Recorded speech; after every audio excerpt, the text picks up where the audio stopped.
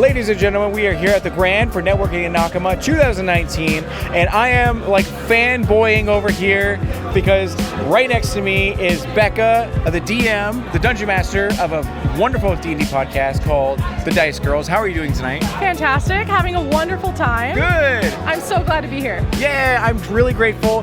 I remember finding you on Twitter and then like seeing your post, and I was like, I think this is really cool. Oh my God, they're from Arizona. And then I downloaded the podcast and I've been in love the entire time. And I crack up at every episode, and it's just, I'm so captivated by the story and all that kind of stuff. You guys are doing a great job. Thank you so much. Yeah.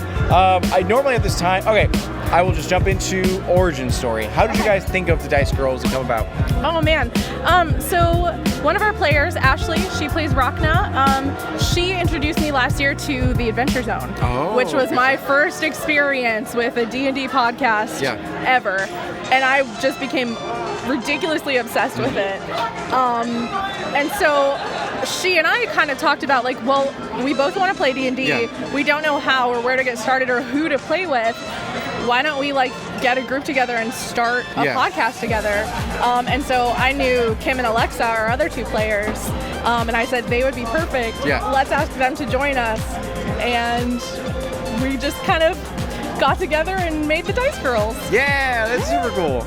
So, out of all this time, now you guys are like a sort of a fresh podcast. You built like, because like less than a year, right? Yeah. Okay. Yeah, like 7 months. Yeah. 6 or 7 months now. 6 or 7 wonderful months. So, in that time, what has been one of your most favorite moments or memories? Whether it was just like a small moment in the beginning or some major accomplishment that you've had recently? Oh my gosh, that's such a tough question. I feel like the whole journey has been just like one cool thing after another. And like every time we think that we're getting used to like the level of awesomeness that it gets better. It's so like thinking of a specific one is very difficult. Oh man, we broke 10,000 downloads recently. Congratulations. Which was super exciting. When we first launched, we were like, nobody's gonna be able to listen to this. They're gonna hate it. No one's gonna, we don't know what we're doing. The premise is that none of us have ever played before. So we don't know what we're doing. I died when it was a flying snake fight. Oh my God,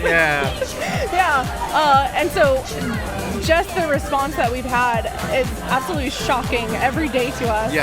And really cool. Really, we were like, maybe our grandma's gonna listen to it. Maybe my mom will listen. And then suddenly a legion of people just get enamored with the content. It's crazy. It's good. Insane. And what is now? There are a lot of people just coming out with their own podcast for Dungeons and Dragons nowadays. What is one piece of advice that you wish you knew when, or someone had told you when you first got into podcasting for Dungeons and Dragons and all that?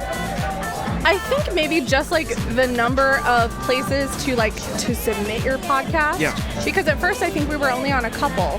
And then as time goes on, I keep finding out about like, oh, someone said, hey, are you on Spotify? Are you on Stitcher? Are you on Castbox? And there's so many.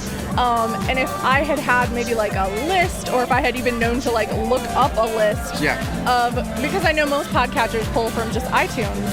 But there are so many that just don't. That you have to submit it manually. If I would have known that earlier, we maybe could have been in more places sooner. That's really cool. It's interesting to think that like you guys are already so big. It would be how much bigger you guys would.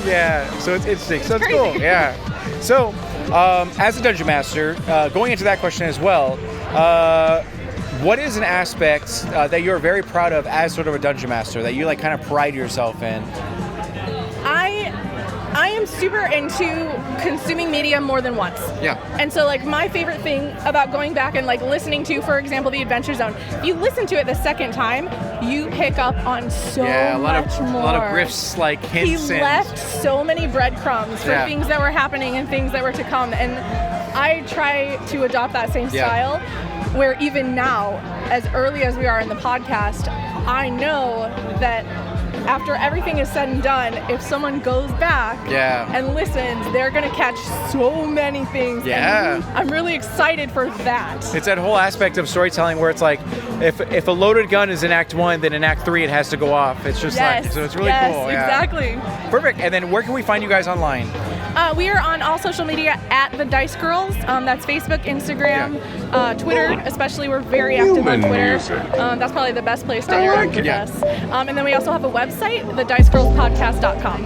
Perfect. Well, thank you again for attending tonight, and thank you again for taking the time to do an interview. And we hope you guys have a great night. Bye.